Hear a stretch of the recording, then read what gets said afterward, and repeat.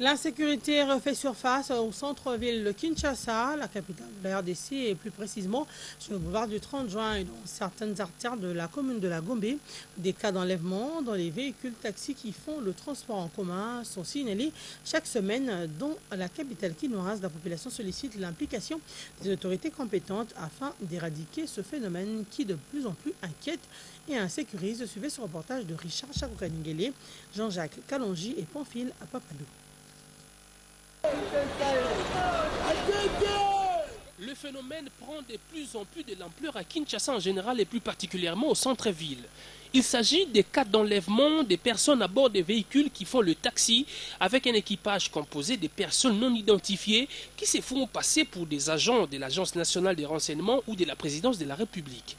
Dans la plupart des cas, le véhicule utilisé, c'est la Toyota IST appelée communément Ketch ou Petite Yakartier. Ces personnes opèrent généralement le soir sur le boulevard du 30 juin aux heures de pointe, au moment où les gens rentrent à leur domicile. Dès que vous embarquez à bord de leurs véhicules qui font aussi le taxi, le mode opératoire est connu.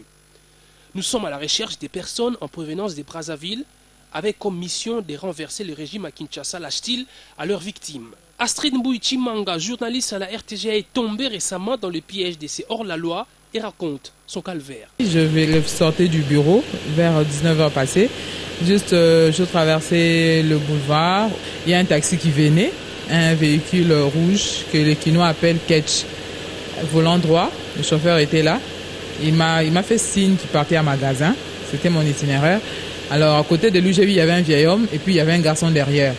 Donc la présence du vieil homme m'a inspiré confiance pour entrer dans ces véhicules-là. Il a changé de direction, d'un coup les glaces sont montées et puis les portières ont été bloquées. C'est là qu'il s'arrête, le vieil homme nous demande, à moi et à la jeune fille, vous partez à Kitambo hôpital ou bien Kitambo magasin?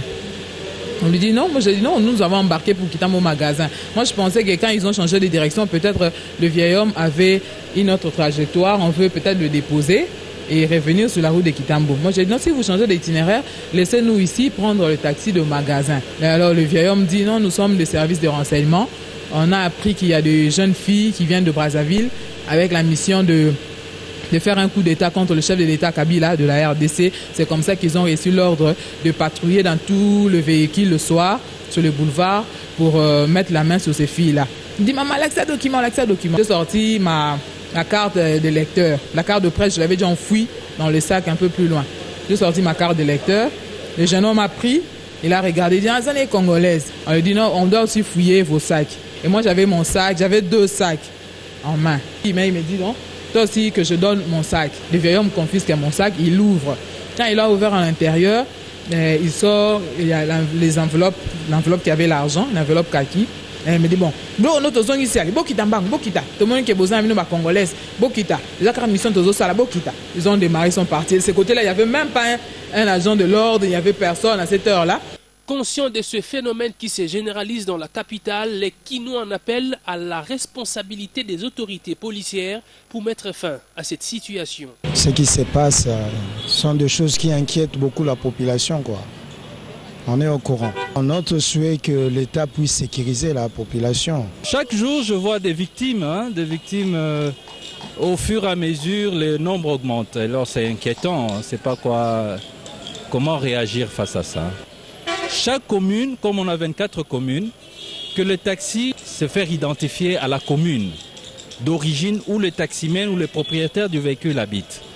À partir de là, on lui attribue un numéro et à partir de ces numéros, on peut lui donner une couleur bien spécifique. On sait que tel véhicule appartient à telle commune. Quand il va au-delà de sa commune, on sait très bien l'identifier. On peut connaître et le chauffeur et le véhicule.